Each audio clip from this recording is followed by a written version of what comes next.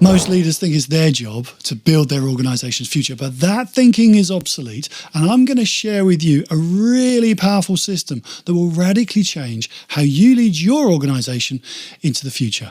But first, I'm going to tell you why this is so important. I was working with a global construction company, and their leadership excelled at these very complex change management programs. I mean, it's literally the stuff that construction is about. But the problem was, their staff didn't always share their leaders' passion for that change, and some even routinely ignored or resisted the change because it came from above. And the net result was that every single change program took longer, it cost more, and it achieved less than originally hoped. The real problem is that successful change in organizations is normally the end result of making lots of little changes. And each of those little changes is managed and implemented by different people. But if those minor changes are given to them from above and they don't buy into it, the big change doesn't happen. So change only works well when the small changes are identified and owned and implemented by individuals across the organization, not handed down from above by the leaders. So I think in a world where change is happening so quickly on the outside of our organization, inside we need to learn to approach change almost in reverse by empowering the individuals to identify and own the positive improvements that they can make.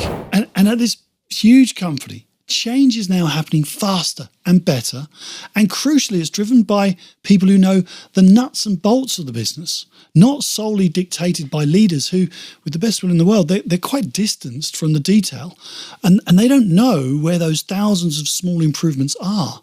But the people who deal with them every day do. That's the difference. But they aren't the only ones. I worked with a team at a leading bank, and I know you know the name, but I'm not allowed to say it. But they started routinely pursuing opportunities for positive change, and they moved their product upgrade cycle from annual, so literally once a year they'd change the products and improve things for their customers. They moved it to monthly, so the customers are now getting better features, newer, faster, much better, and they're keeping up with all the clever fintech players that they're up against now. And when I work with a large town council here in the UK, we managed to empower all the staff members to surface and to drive those fresh ideas for improvements that they found. And their colleagues became more engaged and optimistic about their work. Staff retention improved significantly.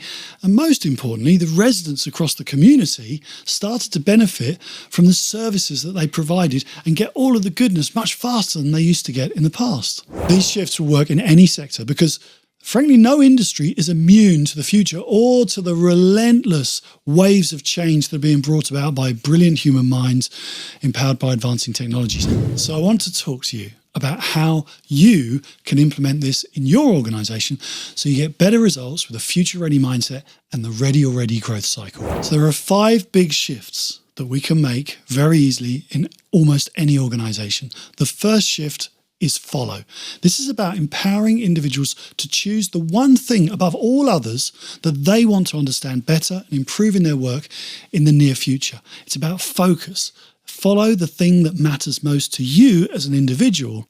The second shift is react. This is about giving employees the time and space they need to learn and think about their chosen improvement area so that they can verify that it really is the right place to put their focus for the near future. Our third shift is the first of 3 human superpowers that I think we need to leverage in a world of AI and ever-advancing technology. Shift 3 is called open, and it's about inspiring employees to remove the blinkers of their experience and to look at their work afresh with even naive curiosity, like a child. When we're unburdened by the past constraints, we can open our mind to fresh possibilities, and we see the myriad of ways that things could be better. The fourth shift is called surprise, and this is where we get to have some fun. It's about giving your colleagues the courage to think big, to have bold, even wild ideas, seriously. Because if you don't start big, you'll never end up with a non-obvious, valuable idea. You'll always end up with something small and minor, and it's not going to change the world, in effect. Surprise is about having the courage to have a bold idea without fear of ridicule or it being judged by others. And the next step will turn them into something more useful. The final shift is what I call tell. And this is about creating a safe space where you can get a few colleagues together to talk and share their ideas, their hopes, their dreams even. And they can support each other by making those wacky ideas or those crazy thoughts that they'd had even better and more achievable. When we work through these 5 steps together, we end up with a process that takes us from not knowing about the thing we need to focus on to knowing all we need to know and having some really interesting ideas, plus the encouragement of others to turn them into reality.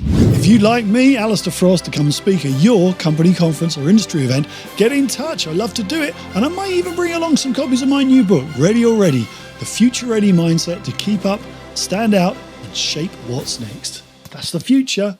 I'll see you there.